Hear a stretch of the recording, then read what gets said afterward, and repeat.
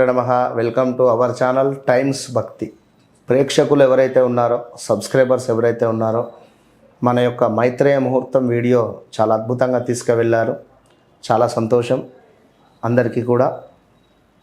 ఈ యొక్క వీడియోలో శుక్రవారం రోజు మనకు కృత్తికా నక్షత్రము మార్గశిర మాసంలో ఎంతో విశేషము అని మీకు తెలియపరచడానికి రావడం జరిగింది.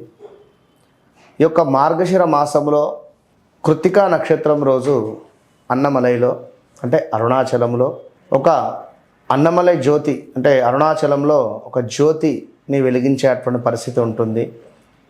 కృత్తికా నక్షత్రం రోజు అరుణాచలం అంటేనే ఎంతో అద్భుతము, ఎంతో విశేషము.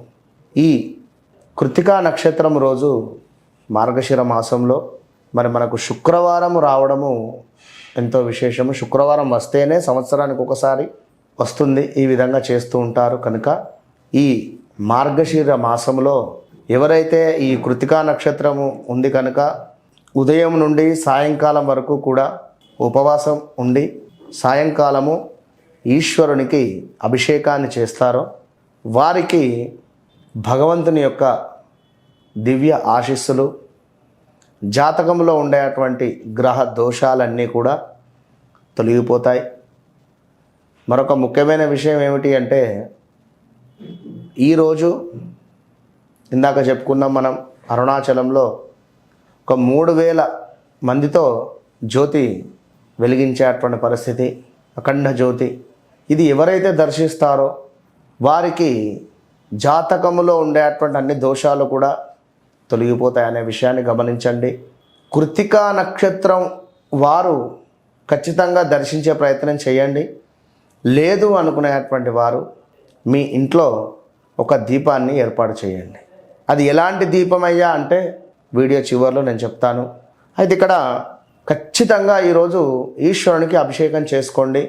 100కు 200% కూడా నందికి ఈశ్వరునికి కలిపి అభిషేకం జరిపించి పంచామృతాలతో, చెరుకు రసముతో, దానిమ్మకాయ రసముతో, అదేవిధంగా పండ్ల రసాలన్నిటితో కూడా ఈశ్వరునికి కుదిరితే అభిషేకం జరిపించి మీరు సాయంకాలము ఆవు నేతితో దీపారాధన చేయాలి. ఆవు నేతితో దీపారాధన చేసి ప్రదోష కాలంలో తులసి చెట్టు వద్ద ఒకటి, మరొకటి ఇంట్లో ఈశ్వరుని యొక్క ఫోటో ముందు వెలిగించాలి. వెలిగించి ఖచ్చితంగా కూడా బిల్వాష్టకాన్ని చదువుకునేటువంటి ప్రయత్నం చేయండి. వినరా? లేదా అరుణాచల శివ అరుణాచల శివ అరుణాచల శివాయ నమః అనుకుంటూ ఒక 108 సార్ల నుండి మినిమం 1000 సార్లు అయినా కూడా జపం చేయడం వల్ల ఆ యొక్క అరుణాచలానికి వెళ్ళినటువంటి పుణ్యఫలం అనేటువంటిది మీకు లభిస్తుంది. కంప్లీట్గా కూడా ఆ రోజు ఎవరైతే గిరి ప్రదక్షిణ కొన్ని వేల మంది, 1,00,000 మంది మినిమం చేసేటువంటి పరిస్థితి ఉంటుంది. ఈ యొక్క అంగరంగ వైభవంగా కూడా అరుణాచలంలో ఈ యొక్క జ్యోతి ప్రజ్వాలన ఉంటుంది. మరి ఈరోజు ఖచ్చితంగా ఇంటిల్లిపాది కూడా ఆ యొక్క అరుణాచల స్వామివారిని మనసులో ప్రార్థన చేస్తూ తప్పకుండా దర్శించుకునే అటువంటి ప్రదేశం అది.